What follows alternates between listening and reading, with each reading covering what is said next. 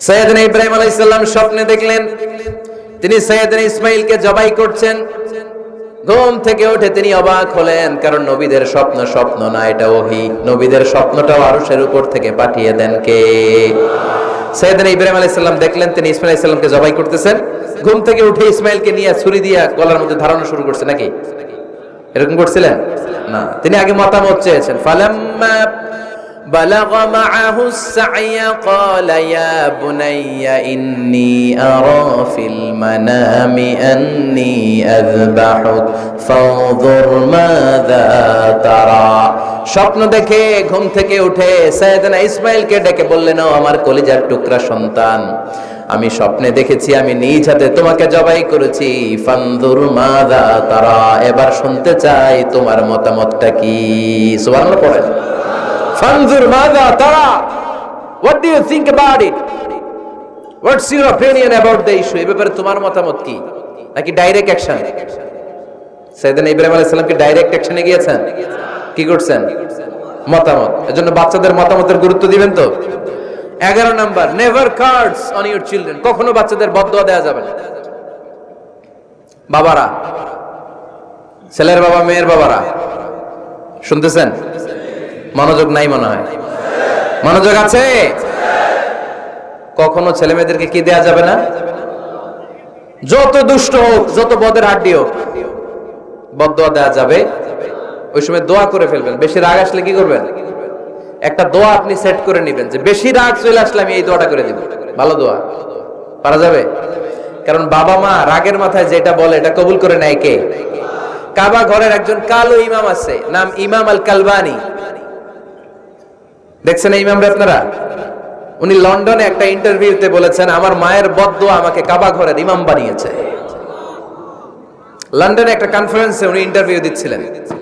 তো ওনাকে বলা হলো, কাবার সব ইমাম সাদা ইমাম, আপনি কালো মানুষ, কেমনি ইমাম হইলেন? উনি বললেন, আমার মায়ের বদদোয়া আজকে আমাকে কাবা ঘরের ইমাম বানিয়েছে। উনি বললেন, আমি ছোট্টবেলা অনেক বদের হাড্ডি ছিলাম, আমার মতো দুষ্ট আমার এলাকায় কোনো ছেলে ছিল না। মানুষের গালাগালি, মারামারি, দুষ্টামি, ভাঙচুর, চেঁচামেচি, চিৎকার, বিশৃঙ্খলা আমার মতো কেউ বেশি করতে পারতো না। কিন্তু আমার মা ছিল অনেক বড় আল্লাহওয়ালা। আমার মা জানতেন আল্লাহর কাছে দোয়া করার কত বড় পাওয়ার। আমার মা যখন আমার উপর রেগে যেতেন, আমার মা জানতেন রাগের মাথায় বদদোয়া দিলে বদদোয়া কবুল হয়ে যাবে। এজন্য যখনই আমি বেশি দুষ্টামি শুরু করে দিতাম, আমার মা রেগে আমারে বদদোয়া দিয়ে বলতেন, আল্লাহ তোরে হেদায়েত দেখ, আল্লাহ তোরে কাবা ঘরের ইমাম বানায় দে। মা যখন রেগে যেতেন, রেগে বেগে উনি সব সময় বলতেন, আল্লাহ তোরে হেদায়েত দেখ, তোরে কাবার ইমাম বানায় দেখ। রাগে রাগে ভালো দোয়া করতেন। সুবহানাল্লাহ কইতে বললেন না? আপনারা আপনাদের ছেলে মেয়েদের জন্য একটা ভালো দোয়া সেট করে নেবেন। রাগ আসলে ওই দোয়াটা করবেন, ওইটার উপরে জাল মিটাবেন, রাগ মেটাবেন ওইটার উপর। পারা যাবে? পারা যাবে? 12 নাম্বার, ছেলে মেয়েদের সাথে খেলাধুলা করবেন। ছেলে মেয়েদেরকে নিয়ে খেলাধুলা করেন কে কে দেখি? ঘরে খেলবেন, বাগানে গেলে খেলবেন, ছোট্ট বল নিয়ে আপনি দিবেন আপনার ছেলের হাতে, ছেলে দিবে আপনার হাতে। খেলাধুলার দরকার আছে না? আল্লাহ রাসূল সাল্লাল্লাহু আলাইহি ওয়াসাল্লাম বনুল আব্বাস চাচাতো ভাইগুলোর এক জায়গায় এক লাইনে দাঁড় করাইতো আর বলতো, মান সাবাকা ইলাইয়া ফালাহু কাযা ওয়া কাযা, যে দৌড়ে এসে আমারে ধরতে পারবি তার এই পুরস্কার দিব। ওনার চাচাতো ভাইগুলো পাগলের মতো একসাথে দৌড়ে এসে কেউ বিশ্বনবীর কাঁধের উপরে উঠতেন, কেউ বুকের উপরে উঠতেন। বিশ্বনবী সবাইকে সবার হাতে হাদিয়া তুলে দিতেন। বিশ্বনবী নিজের কলিজার টুকরা কন্যা ফাতেমা রাদিয়াল্লাহু তাআলা আনহার 2 সন্তান হাসান আর হুসাইনকে নিয়ে সব সময় খেলতেন। পড়েন সুবহানাল্লাহ।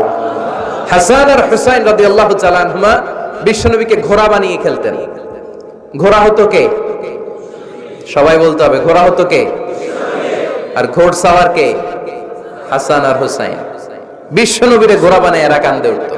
আর বিশ্বনবী বাবরি চুল রাখতেন, ওই বাবরি চুল ধরে এরকম ঘোড়া ঘোড়া খেলতেন। সুবহানাল্লাহ পড়বেন না? মনে থাকবে বাচ্চাদের সাথে খেলাধুলা। 13 নাম্বার, কঠিন কঠিন ইবাদতগুলো বাচ্চাদেরকে ঘরে প্র্যাকটিস করাবেন। যেমন রমাদানের রোজা যদি রাখতে চায় রাখতে দিন। এই যে এপ্রিলে আসতেছে রোজা, অনেকে কয় হুজুর পারবে না, ছেলে কয় পারুন, বাবা কয় পারবে না। টিভিতে আমাকে অনেক জায়গায় লাইভ প্রশ্ন করেছে যে হুজুর আম্মু আমাকে রাখতে দেয় না, আমার রাখতে মনে হচ্ছে, আমি কি করব? আমি বলছি তুমি রাইখা ফেলবে। একদিন 2 দিন না খেয়ে থাকলে কোনো বাচ্চা মরে না মিয়া, মরবে? ওর যে স্পিরিটটা আছে এটাকে ইসলামের পক্ষে কাজে লাগান। ও রাখতে চায়, আপনি বাদ সাধেন কেন? বাদ সাধবেন না। আমি যখন খুব ছোট, আমিও রোজা রাখার জন্য জোর করতাম, খুব জোর করতাম। তো আমার দাদি আমারে শিখাই দিত। আমি যখন স্কুলে যেতাম বলতো যে তোর রোজা রাখা লাগবে না, সারাদিন একটা কাজ করবি, তুই সকাল থেকে দুপুর 12টা পর্যন্ত না খেয়ে থাকলে অর্ধেক রোজা, 12টার দিকে আইসা ইফতারি করবি। তো আমার স্কুল ছুটি হইতো 12টায়, আমি 12টার দিকে আইসা ইফতারি করে ফেলতাম।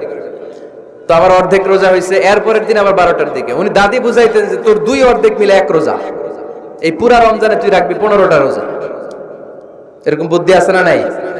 একেবারে ছোট্ট যারা রাখলে আসলেই ক্ষতি হতে পারে, এদেরকে এইভাবে বুঝাবেন যে অর্ধেক 2 অর্ধেক মিলে একটা হবে। এরপরে একটু বড় হলে রাখতে চাইলে রাখার সুযোগ দিবেন। ছোট বাচ্চা, যে বাচ্চার আমলনামা এখনো শুরু হয় নাই, যত নেক আমল করবে সব বাবা মার আমলনামায় তুলে দেয় কে? এজন্য অভ্যাস করেন। ডিসেম্বরে যখন স্কুল ছুটি দেয়, ফ্যামিলির সবাই মিলে রাতে ওঠেন, রাত 4টার দিকে তাহাজ্জুদের প্রোগ্রাম হবে। আপনি ইমাম, পেছনে থাকবে আপনার ছেলে, একেবারে শেষ কাতারে আপনার স্ত্রী আর আপনার মেয়েরা। পারা যাবে? আওয়াজ করে বলতে হবে ইনশাআল্লাহ। 14 নাম্বার, ছেলে মেয়েদেরকে ভালো ভালো নামে ডাকেন।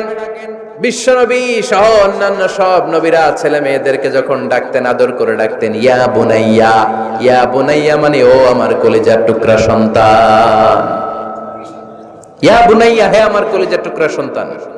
ফাতেমা রাদিয়াল্লাহু তাআলা আনহা যখন বিশ্বনবীর ঘরে আসতেন, বিশ্বনবী বলতেন মারহাবান বিবনাতি, ওয়েলকাম মাই ডটার। ও আমার কন্যা, আমার ঘরে তোমাকে ওয়েলকাম। মারহাবান বিবনাতি, হে আমার কন্যা, আমার বাসায় তোমাকে সুস্বাগত। সুবহানাল্লাহ পড়বেন না? আর ইমাম হাসানকে বিশ্বনবী ডাকতেন লুকা। যখন ফাতেমা রাদিয়াল্লাহু তাআলা আনহার ঘরে বিশ্বনবী বেড়াতে যেতেন, যেই বলতেন আইনাল লুকা, আইনাল লুকা, আমার পিচ্চি কলিজার টুকরাটা কোথায়? সুবহানাল্লাহ পড়েন। সুন্দর নাম ধরে ডাকবেন। 15 নাম্বার, বাচ্চাকে আগে সালাম দিবেন। বাচ্চাকে আগে কি দিবেন? দেন আপনি? দেন দেন, সবাই দিবেন, পারবেন না? আপনি ভাবিকে দিবেন, ভাবি আপনাকে দিবে। ঘরে ঢোকার সময় একটা কম্পিটিশন তৈরি করে ফেলতে হবে, দরজা খোলার সাথে কে আগে দিতে পারে। আমার বাসায় কম্পিটিশন চলে, দরজা খোলার সাথে সাথে সবাই শুরু সালাম। আমি আগে দিল, আমার মেয়ে বলে সেই সব সময় আগে দিচ্ছে। তো জীবনে এদের সাথে আপনি পারবেন না, এরাই আপনাকে আগে দিয়ে দিবে। আজকে থেকে এই প্রতিযোগিতা করা যাবে। ঘরে ঢুকে আগে আমাদের কি চলবে? সালাম। 16 নাম্বার, বাচ্চাদেরকে গিফট দিবেন। বলবেন 5 ওয়াক্ত নামাজ পড়লে তোমার এটা কিনে দিব, রমজানের রোজা রাখলে তোমাকে কক্সবাজার বেড়াতে নিয়ে যাব, এই সূরাটা মুখস্থ করে শোনালে তোমার নিয়ে উমরা করতে যাব। পারা যাবে? বাচ্চাদেরকে মসজিদে নিয়ে যাবে। তুরস্কের একটা মসজিদে দেখেছি, তারা ঘোষণা দিয়েছে যেই শিশুরা টানা 40 দিন ফজরের নামাজ মসজিদে এসে জামাতে পড়বে, তাদেরকে একটা করে বাইসাইকেল, খেলার সাইকেল দেওয়া হবে। শুনে অবাক হবেন, বাংলাদেশের একটা মসজিদ